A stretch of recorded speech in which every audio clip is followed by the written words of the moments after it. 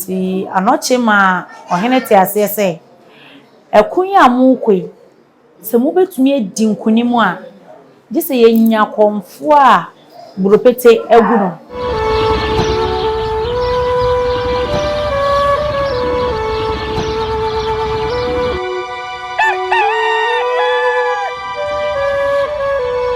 NYANSAPO TV ana wani gusu a wo ehwe bia yi ene yeguso ye de aprobo no abepiem oboagya odumase aha nene ye besane no badwemma yensa kan ye maame oba panyini ohima Komfo fefefe a ene ye ne no ebetwe enkomo e de afa na brabo na kwantuo na namontuo ene bra wasom e de ache na enkomo no yeguso ye twepini na ubehu de etuamu na wonso wadom aboa na wasane no eye badwemma e de amaye Mami owusu a na akwa aba Yeja na apom te sen na mother Roma da jase enim se wabre na so obeye ne dai na udin de sen udin de nana Akosua usua a ufiri he boagya odumase na Akosua usua wadama ye kase obrempon Tano kwadwo a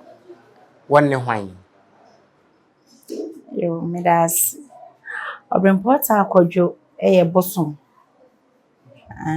Bosom bia obegwa ema yeji Asante man esiho awo kwan beso mame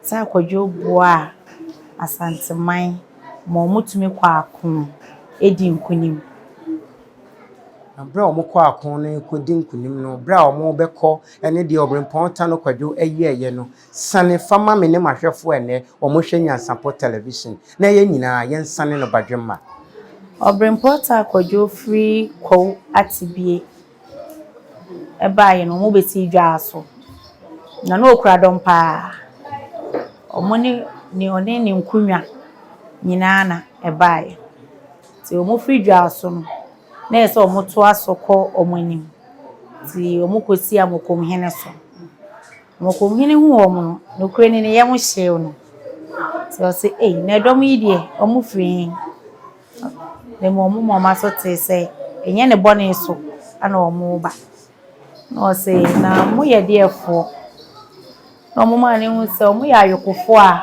omo free ko watibie eba na omo pe ba bi asoe okachom se de bi sa na tie de a me de mbo kokuma se hene wo se ono no ye yokuni ti ode boagya nkunwa ene obrempon ta akwadwo ene ne dom nyina eto aso ekọ sabra ne efre no kumase nti omukọ kumase hene ho ti omukọ ye no ewura hu omo no kra ne yem hye wo so hu dom na omo de beduru ho na e ma ne kra se wo tu kwan ise na onim se sabra omo be ne dom ti oja omo koye okoye no okodi na kakra oba ne dom ni nyina sa egu ho a omo anye bone omo hwe ni nyapade so hwe bibia hwe na chi kama ede ma no nti ohun se omo ye ni papa na omo kura bosompa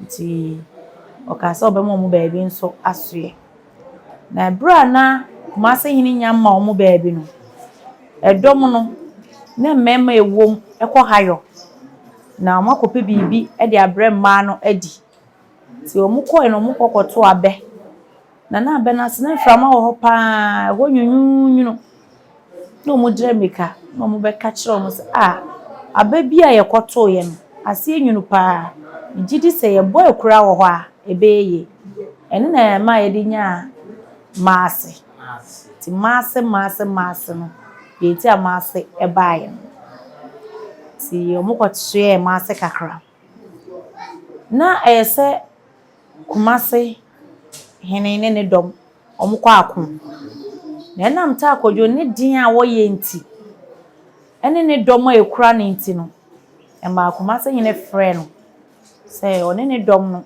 emeboa no sabra na Komfo no chewo ti anoche ma ohene te ase se ekun ya mu koi se mu betumi edi nkunimu a je se yenya Komfo a Buropete egu no. Buropete ye yare bi a ha adwen. Ti anoche nso kasa no na si epebi. Na abra omude ta akodwo free ko wati bi na edom na eba no. Oba na wo ta akodwo no wa anwo biem. Owo Tano kwadwo wa anwo biem. Wow. Ti ne ba ne ta akodwo. O ma na aduane di. O ma na nsuo no. Ofra ne ntoma. Oye ni bibia. Ise na ne ba no. Sa oba no so na buropete na egu no. Na anoche nso se ope obi a Komfo a buropete egu no. Na ono na betumi aboa aje Asante mayesi wo. Ti etu ye ni ana yese ta akodwo Komfo. Nti anoche ka se o mesene no nko na bebi a ko na omo ko na mfa aponche. Abo aponche nto ne kon. Bebi aponche ni besu me no. Eho na omunsie Komfo no. Bebi omuko bia ekono mbedi nkunim. Si ye huta akodwo Komfo. Ye de abo itu ne kon. Aka akra mo odru pra. Eho na abo ne tiem. Ta akodwo Komfo sa tem no ye oba na se be ma. Pa che no ye oba. Ise wo ne ba no. Ono ne wo no. Ne ba anso no. Aponche ni tiem na eho na omusie Komfo no. Omusie aponche no. Omuko okun no. Omudi nkunim. Eba afie. So omu bae ne no. Na ma ye benya abo agya. Ese kumase nyine se omaboa no. Nti obo omaba so se we de maboa agya. Nti edi ni ye maboa agya. Ana be ye boa agya. Ho na ka che se asanteman ye ni azoye. Enam se ye de yensuo ya Bosom ya Tanofo. Ana chechire asanteman nti no. Twen na ye wo bitie ye wo bika ye wo bi nso ekyerew ne nyina wonya na oba bia gese NYANSAPO TV ye ne yedosuko ne sane ne badwemma ede ema wo ye guso ene nana Akosua owusu a buaja odumase obrempon Tano kwadwo Komfo etwetwe enkomo na wo kyerɛ ya abakosemi na ye guso ene nana ekasa na wo kyerɛ ye nsem bi a eno nso ahinta ewo emu nana na efiri sam ko okon ne ba ya kumase hene Emma obrempon Tano kwadwo ese wabu agya nti enam so bechichi kurema amu aye frɛ ne buagya no echa se nana owie ye no wamfa Komfo bia biemu ana Ai medase abra Komfo ni wuye no Emma ne ye Tano ya pa fise ye ne maame na ekoi ti oye na adwen se oba akra wonwa abiem ti obefa Komfo foforo ane e frɛ ne nana akwasi pon ade etie ni se ta akodwo ye Bosom bi a enye da kwasia da onware oba bia bi eye boagya ta akodwo enye kwasia da onware nti se waware de owo no de Akosua de osabe ware na ye mfie aduasanum ana oware wono nso efe no akwasi pon na akwasi pon so be kom bebre ono ni wu achi no mfie aduasanum Osaba be fa akosi dwamena. Akosi dwamena so be ye bi pa. Akosi dwamena so wuye no. Emfie aduasanum na be fa me na Akosua wusia. Na chese nana metewase a ya nwu kwasi ada obrempon Tano kwadwo a owo eye buagya odumase womfa wo. Wode kwakuo wode kwabeno wode yawo wompew oba abusua ne mpene ade se yawo kwasi ohene kura nti ase na osan mitie wa bakwasi metia se 35 years bia ne Komfo ni ho a mfie aduasanum achi ene owade ai nti obrempon Tano kwadwo na kotene be pa na wodie e wo buagya akuro yi mu obrempon ta akodwo dwumadie bebre obokuro yi mu ban oba asanteman ho ban empo se ye ratu kwan a enam ne dom ene ne din a wo ye nti no ye rade na kire gya boagya ahene se nam ne okasai se ye rase wo tu kwan ne ene ye se boagya ahene ne mpanimfo ene omboso kese omwen ahemfie kwa wen sikadwa kofi opim se ye wura ebeba asa na omafira ahemfie wow Chese yeka atanofo anasa Bosom kese a woyi obrempon Tano kwadwo free mu a enye ye debi nenti ekwan be so ena nana Tano kwadwo fa so a wo kan wo bomenkomo kakra Medase. Na eye de otwa to a ye frɛ no akwasi dwamena. Ono ni wu achi no. Mpanimfo no ye o madwen se o mo besesa amane no. Nti o mo besre obrempo se de aduro de onware ntem. Na yesa enema ebesai. To mo kwa abusa. Mo kwa abusa bebre. Na abusa ni mu no, na ye ma o ma so te se da bi. De obekom ta akodwo na akra no. Ye nko obi kura se ye benyemo no. Nti ye hye me ho nkom to ho abra akra na me maame. Afi no wabono na abono wo a wonya adaduanan. Ai. Nti no ebre ne so ye maame be wo e. Ma ne ba panyin be nyini. Obetia aso, ono so be nyini. Osabi ebiemu bai. Ebiemu saba metosunum. Metosunum. Na ye wo meto ho na no mo hwe sade me ye no ne me nyini mu na omadwene ensisi omo ho so. To mo se tu anamo. Ti omo koye no, bosom ne ka kire omo se. Bosom ne ye fre ne di amono. O ka kire busua ne se Komfo no ya wo no. Na di amono no so free he wada. Pa che o pechi trede. Ai, ho no mo koye busa. Ai. Ti o mo te se Komfo na ba. Nti ne mrepam no opija o mo be hu. Ti abusua ne de o mo nim se da bi Tano fa emema. Na ye den no hu nipa kro oba na bema. Abra mi dru class 6. Me ko school na enye. Me tumi yira na makopia adwira. Me yira saa.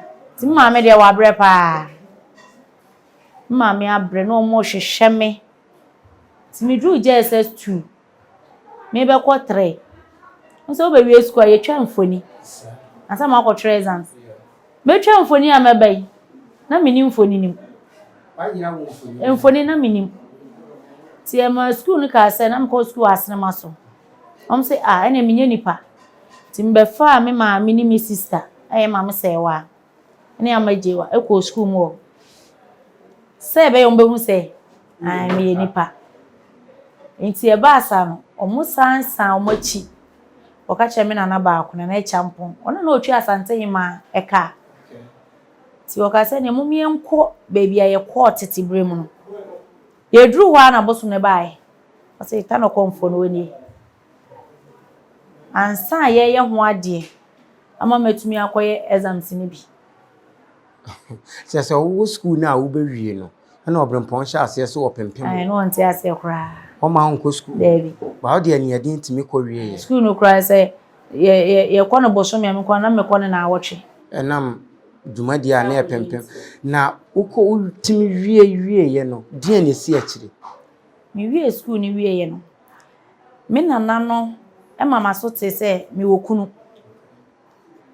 Na me kunu no oye oluman pa mewa no. Sata na me ya akwantam nim de omoka.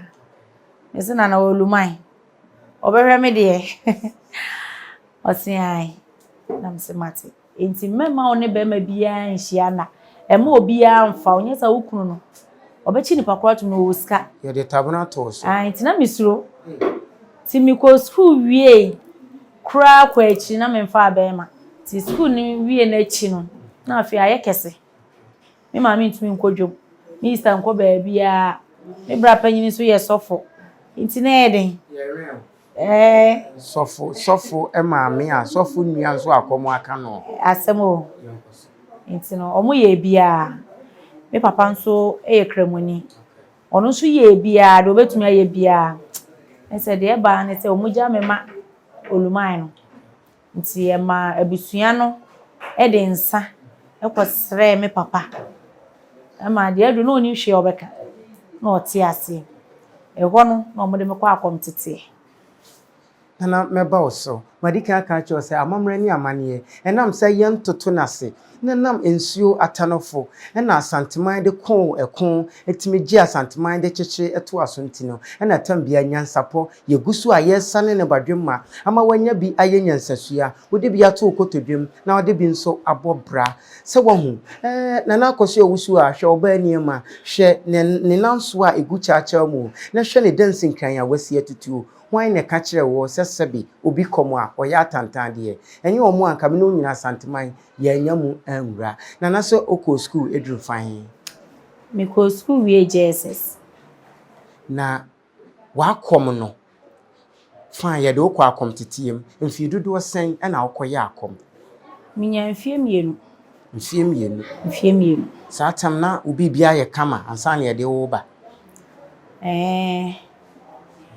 na o master kura ne hwan me master ewo Kumase bomso ye friend nana ya drowa bomso fofi tinana ye wie wakom ye de waba sese waba ye panyine wodi wo ho so ehwo anamontuo no ye nso kosi sen bo me komo kakra bra wo beduru ye wo hwe wo nyuma ye sede na esiti obrempon eho pagya na ho keka sen ene ho no esi ebisi nei edase me din ka aka se enam se obrempon ye Bosom bi a wo odin na wo hye enti no akokra no nada oye yona pa obrempon ye yona onware basabasa inti omo a ta akodwokra wa wo mo ne no so wa hye da mu ache mfi aduasa no kasamle wontumi nya hwe nanso no wa kire ye se ogusu wo ho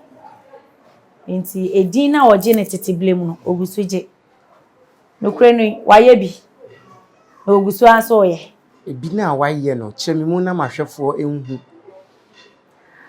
obrempon baaye no me penyiso enema bebre na waye aboa ma asanteman awo me baaye nche sa achenso nche sa enso no ye ma awo kra ne ye ko be 80 ti nana okase obaaye nche ya tese wo hwe wakom no ye frisi ye de obaaye no emfie sen ni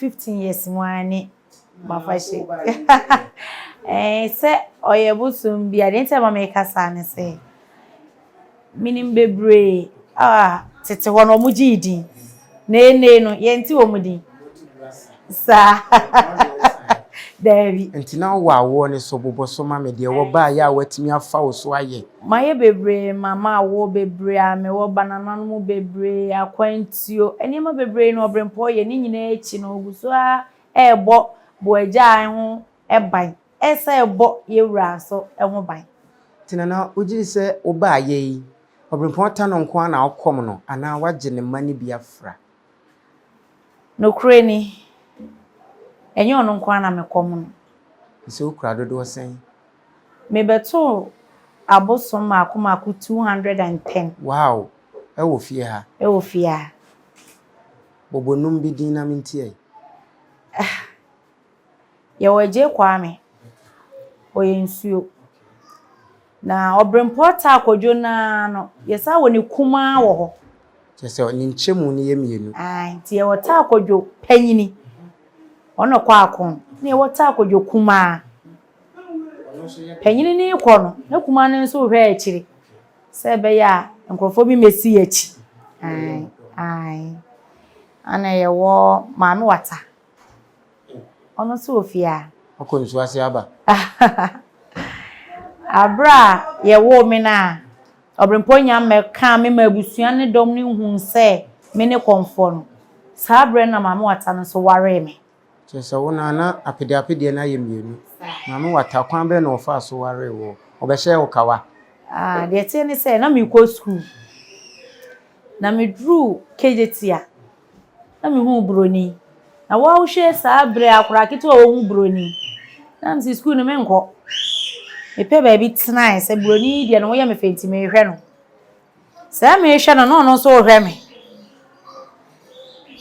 mi hwe broni na broni ni so hwe me ti me wa na broni ka se o opema asem na opema danfo me ne be nante na me say ai Mmenya broni me no nante wo. No be nante. Hai. Na broni ndi mi ko school. E wa bu akwa asene maso. Nti saa time no na wo nware. Me pa cho dem na me nware. Si school mu o de me ko no koy. Me wo school mu wa na awode me. Me yare pan ti na ese me ba fie. Ti school mo na mo adamfo bi wo honom na ene nyina ogusu ti ase. Ne e friend Juliet. Ti ono ne madamfo no de me ba fie. E ba so ma me mu ni fie. Ti na ese me da. Ti na me kura mfoni. Eye me ami mfoni a metwa. Me da ho a me hwehwe mfoni na ese me da. Be mu an se broni na me hia no na de me ko school no wa beda down. Hey. O ho anwire o. Me yam hye me na so na yese me da ne nti no. Se me tie nkomo na maame wata di kan ware wansa na obrempon e beta akire. Enkom hye no bai. E da ho. Ansa me hia maame wata. Okay, ntimfonini ni beda adan no eye dai. Ti no okasa na mente. Blofo na woka. Na se saa tem no wawie school na ade no antimi anyina. Na wie school. Na me ko school. Ana me hia. Ai, tina. School mu na me ntimi nkwa papa nti blofo me ye de kaka. Ti okasa na mente na odi nsuo. Se na fa nti emre bebre honom a wo da honom na yese wo da asa wo na ne wo hu bia na ye nokore. So odi nsuo gu mani so. Odi bi gu masum. Efiri wo besine. Menini di agro saa kwapem zeta akodwo beka me ma ni pie. Tina meni yonko. Mama wata na mbibia. Menene koba, yedi nkomo, yedi agro, ye bibia. Mama madwane na mehedam na media. Woti dede wodem ho. Obeba no na me nkwa na mtie adwan so na adwane bebre atete egu ho. Tina ma na yemo hye no. Na ma na yemo hye ne pa. Tie ho na mbinya mama wata. Na nanti bra o maame beba ne atete nuane bebre gu fom ho no. E na ye dai. Ti ho no na ase ema me maame kaka nyema bi wonte ase na kura ide meti abonto meti se dede wo pa tese wo modos me ba wo no nso nko a ti ma ne ko bo no so maame amane ti ho no mo sha tese mo be ko asa akwa abusan na mo hu se na maame misawo obi a ya hye wo nkoma to ho se memfa bema se wo pempene na de na broni ni ba ye be se wo pe de wo pene ye pacha sa utie mi a meti broni ni hu me no o se wo pe madamfo ti meti me pe madamfo ana na ene kura wanyini a woti we se broni ba ka se wo pe madamfo a wo be pene na me ya akra nti ya adamfo no de bai na wada maame mfa wo nkwa akire kakra wo nkasa ye musi akomtete wo ko ne mfie mienu nso enim se adwuma yin na fom obitime komfie num mfie nso mfie nwotwe minim obi kura wada so tim mfie dunne na banse na wo nko a mfie mienu pen yetime de wo ba asa medase na yete ne se me nkasa mu nyina no me ma ate asese ta akodwo ye Bosom bi a woden pa ti ne din ni nti no abre bi oyen senkyere ni ti me kwa komtete no de master nana ya adrowa kire me nyina achi no na ta akodwo nso soma adaye na wadaroma echinadwabo no sen ne sitie medase afahye no a ye hye no ya ade bi ti se ye yita akodwo apia bonten enam se boagya ahene ye wrani ho a okoda wo wenfie wonti na brebia se wonya tumi na ne mu nsu yedu enti ye wo bra ye yita akodwo pie mane be fokrom epeteto eye egu nsa eye ne ese wo ye nyina de bo Asante man ho ban yo enti nana na wo se opeteto no eto na opetima Asante man nyina ai wo kwan be so midinka ka se enam se boagya ahene hwe ye wrachi mane nti no abrebia na yeseta akodwo bua na wonya tumi foforo sebe obi kura ntumi ntwimfa Asante man so ya peteto no e de ma Asante man nyina e de ma boagya man nyina e de boye wura ho ban e ma bi kan sikadwa kofi nti etina wo nko ana wo kom ana dwumade ni tesen enya me nko ana me kom na mo nta akodwo eni ni nuanom ai ato omo nsa afre akomfo bebre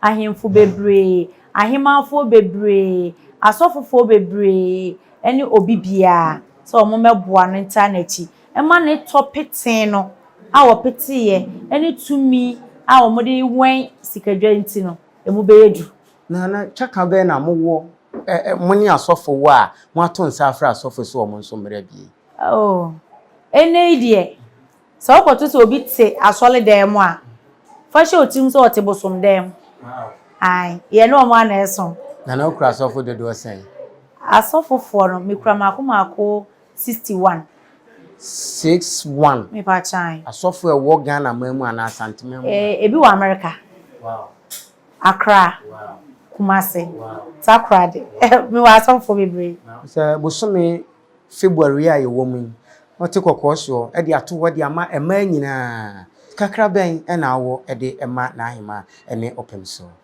yo yewura na say tutu ai otumfo mechia ne papa na ahema na kunedu Asante hema mechia na ahema nso bebre mesa ma no happy birthday na nyankopon onto ne nkwanem oma na ahema ahoden sonko ema afe enkometo no emfie so mechia obi bia enti nana owodom se ta wachi no ne se koba ne se bibi chire obi adwen so obi pebambo bibi ha obi a awahoma eyesen a wo mpusu na fan kura na obehu e de ne kodan na hia sema bedan wo amowadom aboa no yo na Akosua ewusu a no obo agya odumase ewo Asante bekwai na se opese utu kwan opa adwuma